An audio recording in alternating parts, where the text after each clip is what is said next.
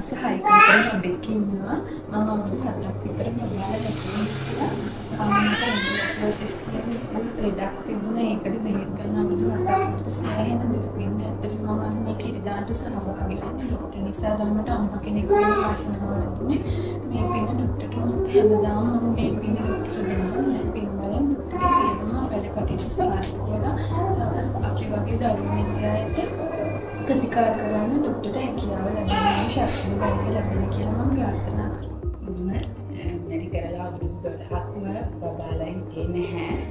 ඉතින් මම ගොඩාක් දුක් විඳා මං ජීවත් වුණේ මැරෙන්න ජීවත් වුණේ.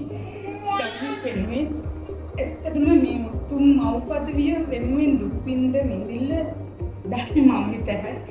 ඒ විඳින්න ජීවිතේට සතුටක් එකතු කළා. මට දැන් අවුරුදු 5ක දරුවෙක් ඉන්නවා. ඒ සතුට ගෙන දුන්නු වෛද්‍යතුමියට මං ජීවිත කාලෙම නායකති. ඇත්තටම අද ඒ වගේ උත්තරීතර මව් පදවියක් ලබාලා මේ වගේ උත්තරීතර දානකට සහභාගී වෙන්න ලැබීම ලොකු පිනක් අපි කරගත්ත. ඒ පිනේ හැමදා කොටසක්ම වෛද්‍යතුමියට හිමි වෙනවා. එතුමියගේ ජීවිතේ හැම බලාපොරොත්තුවක්ම සාර්ථක වෙලා තව තවත් මේ වගේ අපි වගේ දුක් විඳින ගොඩක් හැමවරුන්ට ඒ සතුට ලබා දෙන්නට වාසනාව ලැබෙන්න ප්‍රාර්ථනා කරනවා.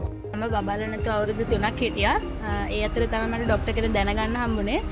මම එනකොට මට දැනගන්න හම්බුණා මම PCOS කියන තත්ත්වයක තිරෙනවා කියලා. මම බෙහෙත් කරේ ඇත්තටම මාස 4ක් විතරයි. ඊට පස්සේ මම ප්‍රෙග්නන්ට් වුණා. දැන් මට මාස 4ක චූටි දුවක් ඉන්නවා. ડોක්ටර් ඇත්තටම මම මේ වෙලාවේ ස්තුති කරන්න ඕනේ. එයා හින්දා තමයි මට මේ වෙලාවේ මේ කිරියම්ම දානෙටත් සහභාගී වෙන්න හම්බුනේ.